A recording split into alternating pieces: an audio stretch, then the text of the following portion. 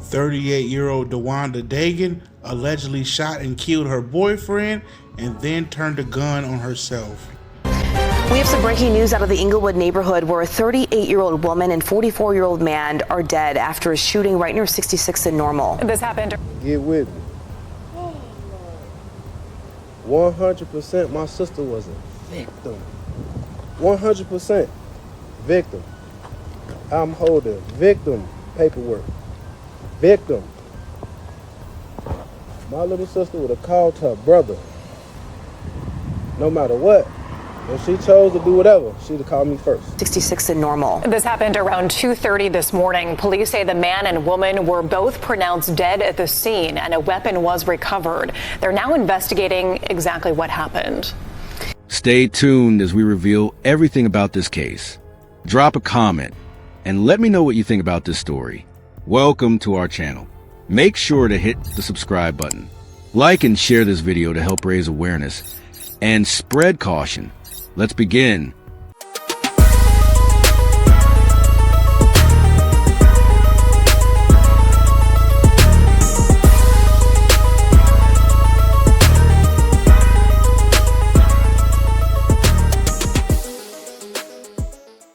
Two people, one home in Englewood, Chicago, both found dead from gunshot wounds. Within hours, social media exploded with a story that seemed to explain everything. A woman discovered her boyfriend was cheating on her, learned he'd infected her with HIV, and in a fit of rage, she shot him before turning the weapon on herself. It was dramatic. It was tragic. It spread like wildfire across platforms. There was just one problem. It wasn't true, not even close. The real story, the one that would eventually emerge from an autopsy report, would flip this entire narrative on its head. What actually happened in that home was far more heartbreaking than the rumors suggested, and it would take one determined family member to fight through the lies and uncover what really occurred. This is a story of 38-year-old Dewanda Dagen and 44-year-old Thurmond. And before we're done, you're going to understand why everything you heard about this case was wrong, who actually pulled the trigger, and why the truth matters more than ever in an age where rumors move faster than facts. The question that haunted investigators, family members, and eventually the public was simple but devastating. Who really did it? Social media had already decided. The story was too compelling, too neat, too dramatic to question. A woman scorned, infected, betrayed. Of course she snapped. Of course she took justice into her own hands. The narrative wrote itself, and thousands of people shared it, commented on it, and accepted it as truth. But Dewanda Dagen's brother refused to accept it. He knew something was wrong with this story. He knew his sister. And what he would discover when he finally obtained the official autopsy report would expose just how dangerous our rush to judgment can be. Dewanda was known in her community. She had connections, relationships, a presence that people remembered. Those who knew her describe a woman who was navigating life like so many others, with challenges, with hopes, with the ordinary complexity that makes us all human. She wasn't a character in someone else's story. She was the author of her own life, making decisions, building relationships, facing struggles that were hers alone to carry. Dewanda's relationship with Thurmond was part of her life during this time. Noon was 44 years old, 6 years her senior, and the two shared a home in Englewood. Like most relationships, theirs had dimensions that only they truly understood. From the outside, people might make assumptions, create stories, fill in blanks with their own experiences and biases. But the truth of what existed between Dewanda and Noon was something only they knew completely. What we do know is that Dewanda was building a life. She had achievements, moments of success, reasons to be proud. She had people who cared about her, who would miss her, who would fight for her memory when others tried to rewrite it. She was more than the worst moment of her life. She was more than the violence that would take her life. She was more than the rumors that would follow her death. This matters because what happened to Dewanda didn't just rob her of her future. It tried to rob her of her truth. The story that was spread about her death would paint her as something she wasn't, would assign motive she never had, would turn her from victim into villain in the span of a social media post. Her brother understood this. He knew that once a narrative takes hold, especially one as sensational as the story that would circulate about Dewanda, it becomes almost impossible to dislodge. People want drama. They want clear villains and victims. They want stories that make sense, even if that sense is built on nothing but assumption and prejudice. Dewanda Dagen was a real person with a real life. She deserves to be remembered for who she actually was, not who social media decided she must have been. As we continue with this story, remember that behind every true crime case is a human being whose life mattered, whose truth matters, and whose memory deserved protection from those who would rather have a good story than an accurate one. The call came in like so many others in Englewood, a report of shots fired, a request for emergency services, the kind of incident that happens too often in neighborhoods where violence has become tragically familiar. But when responders arrive at a home shared by Dewanda Dagen and Thurmond, they encountered a scene that would raise immediate questions. Two bodies, both with gunshot wounds, both deceased. The home in Englewood became a crime scene. Cordoned off as investigators began the painstaking work of documenting everything they found. In cases like this, every detail matters. For Dewanda Dagen, 38, and Thurmond, 44, those final moments would become the subject of intense speculation. But in those first hours, investigators focused on what they could see, what they could measure, what they could document. The work of determining exactly what happened would take time, would require autopsies, would demand careful analysis rather than quick conclusions. According to the rumor, Dewanda Dagen had discovered that Thurmond was cheating on her. But the betrayal didn't stop there. She had also learned that he had infected her with HIV. In a combination of rage, hurt, and revenge, she had allegedly shot him, then turned the weapon on herself. It was a murder-suicide. The story went with Dewanda as the perpetrator and Noon as the victim of her fury. The story spread rapidly. It had all the elements that make content go viral: betrayal, disease, revenge, violence. It fit into familiar patterns that people recognize from other stories, other tragedies, other cases where relationships turned deadly. It was dramatic enough to share, specific enough to seem credible, and tragic enough to generate engagement. People shared the story. They commented on it. They debated the morality of Dewanda's alleged actions. Some expressed sympathy for what they believed was her situation. The pain of betrayal, the terror of infection, the desperation that might drive someone to violence. Others condemned her, arguing that nothing justified taking another person's life, regardless of what he had done to her. The rumor did more than just spread false information. It fundamentally changed how Dewanda was remembered. Instead of being mourned as a victim, she was discussed as a perpetrator. Instead of sympathy, there was judgment. Instead of questions about what had really happened to her, there were assumptions about what she had done to someone else. The damage to Dewanda's reputation was immediate and widespread. People who never knew her, who had no connection to her life or her community, felt entitled to judge her character based on rumors. They created entire narratives about who she must have been, what she must have felt, what must have driven her to violence, all without a single piece of verified information.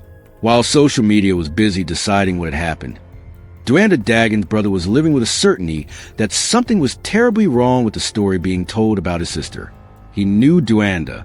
He knew her character, her personality, her way of handling conflict and stress. And the narrative that had taken hold didn't match the person he knew. The answer, Dewanda's brother understood, wasn't in arguing on social media or trying to counter rumors with his own claims. The answer was in official documentation. Specifically, in the autopsy report that would detail exactly what had happened to both Dewanda and Thurmond. Obtaining an autopsy report isn't always straightforward. Depending on jurisdiction, there could be waiting periods, legal requirements, fees, and bureaucratic obstacles. For family members who are grieving, who are emotionally devastated by loss, navigating these systems can feel overwhelming. But Dewanda's brother was determined. His sister's reputation, her memory, her truth, these things were worth fighting for. He pursued the autopsy report with persistence. While public opinion had already moved on to the next story, while most people had accepted the rumor as fact and stopped questioning it, he continued pushing for the official documentation that would reveal what actually happened in that home. Dewanda Dagen did not shoot Thurmond. Dewanda Dagen was not the perpetrator of this tragedy. Dewanda Dagen was the victim. According to the autopsy findings, Thurmond had shot Dewanda Dagen. The evidence was clear, documented, and irrefutable.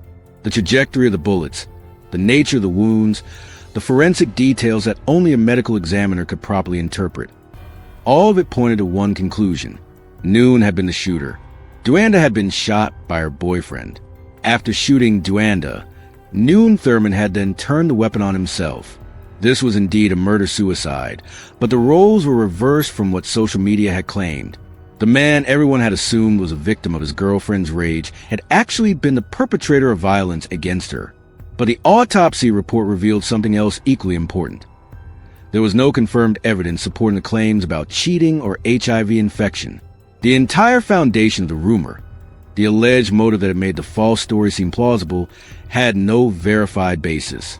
These were not facts that investigators had confirmed. These were not details that appeared in any official documentation.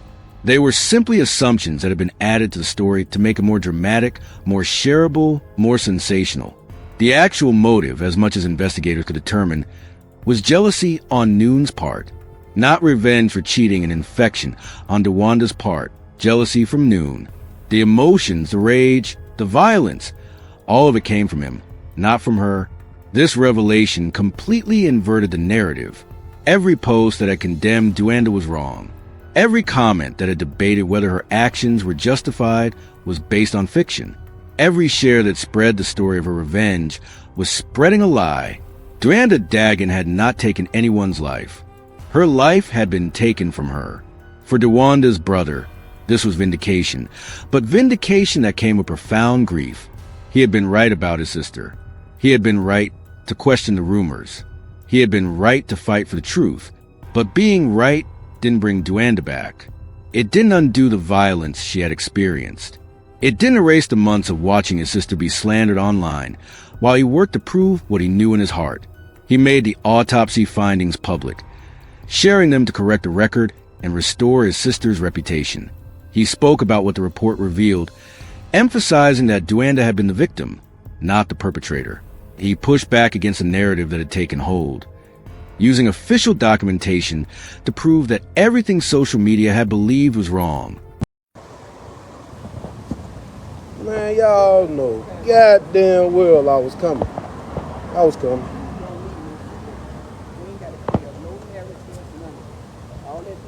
Hey, y'all look. Get with me.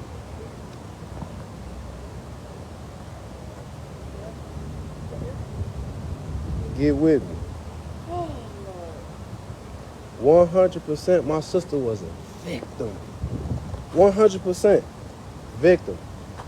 I'm holding victim paperwork. Victim. My little sister would have called her brother. No matter what. If she chose to do whatever, she'd have called me first. I'm here right now. I just had to do one of the hardest things in my motherfucking life. Roll right here. I ain't respond to no false narratives. I ain't say nothing. I let them post, make videos, and right now today, guess what I get? To both families, we took an L. But that shit y'all put out there, oh, she looked in his phone and she snapped and he went out the coward way. My sister was too raw. Why would she kill herself to make the envious people of her happy? She too raw for that. I can only be strong. Because I had to shake my head and nod my head and say, that's my sister.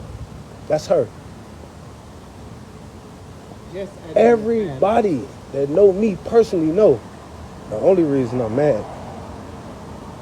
But I can't, it is what it is. We good though. But, so, clear that up. Can y'all please keep my family in y'all prayer? But more so my mama, my sisters, my nephew. We here right now. We got all I'm straight. Everything. I did what? She ain't did, shot or did nothing. Victim. She was the victim. Bro. Look at this shit, bro. This shit say. Survivors. Victim. She was the victim. Victim.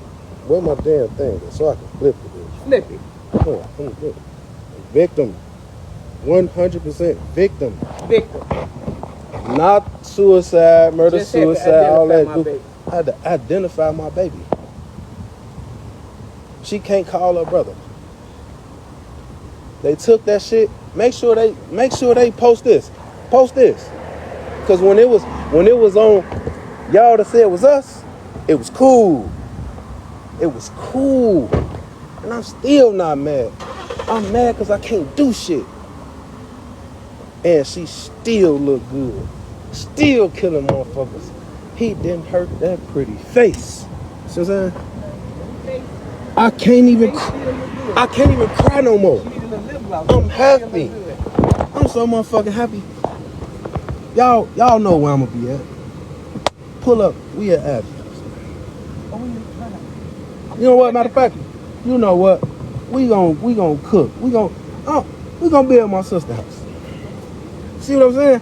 Like Her house. her house. Her house. With her name on it and everything she on, all that shit that they was saying. I hear crickets. I'm gonna miss my baby so much. But so much weight lifted off me right now.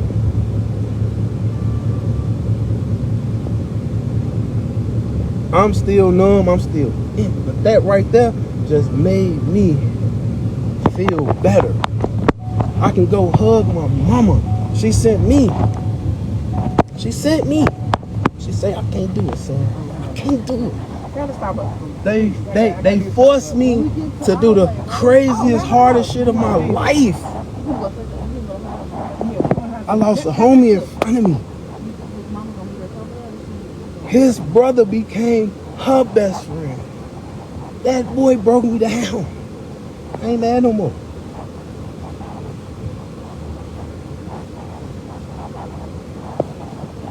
This is why I ain't respond. I couldn't. So make sure everybody post. Look, why they can't post? Tell them to post this.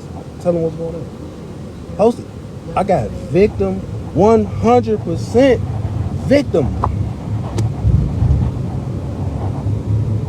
Fellas, y'all ain't ready to deal with no boss bitch and you gonna be insecure and all kind of shit. Let that lady be. Don't be no tender dick. And I know we all did tender dick shit. I did some. But not this.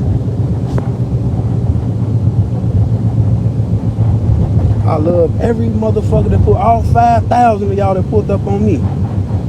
Just for me. Love y'all. Don't stop pulling up. I need it. But this is different. It's different. They say she found out she had AIDS and SNAP. From the moment two bodies were discovered in an Englewood home, this case was defined by the tension between rumor and truth. The rumor spread fast, traveled far, and convinced thousands of people that they knew what happened between Dewanda Dagen and Thurmond. The truth took longer to emerge, required official documentation, and needed someone willing to fight for it against overwhelming public opinion. In the end, the truth was clear. Dewanda Dagen was a victim of violence, not the perpetrator of it. Thurmond shot her out of jealousy, then took his own life. There was no confirmed evidence of the cheating or HIV infection that formed the basis of the false narrative. Every element of the story that had spread across social media was wrong, but the damage had been done. Dewanda's reputation had been attacked. Her character had been questioned. Her final moments had been rewritten to fit a narrative that made her a villain instead of recognizing her as a victim.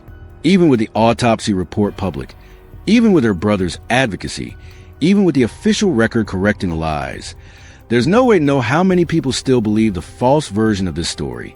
This is what Dewanda's brother fought against. This is why he pursued the autopsy report with such determination. This is why he made public statements correcting the record. He understood that his sister deserved more than to be remembered for something she never did. She deserved to have her truth told, her memory respected, her victimization acknowledged. But justice for Dewanda also means learning from what happened to her, both the violence that took her life and the misinformation that tried to take her truth. It means committing ourselves to being more careful, more skeptical, more responsible in how we engage with true crime stories. It means recognizing that behind every case is a real person whose life mattered and whose memory matters. Dewanda Dagen was 38 years old. She had a life, a family, achievements, and dreams. She was more than the worst thing that happened to her. She was more than the lies that were told about her. She was a human being who deserved safety, respect, and truth. This case shows why we need to question what we hear before we share it. If this story made you think differently about how rumors spread in true crime cases, hit that like button and subscribe for more cases where we dig for the real truth, not just a viral story. What's your biggest takeaway from Dewanda's story? Share your thoughts in the comments below. And please, share this video so others can learn what really happened to Dewanda Dagen and why waiting for facts before judging matters more than ever.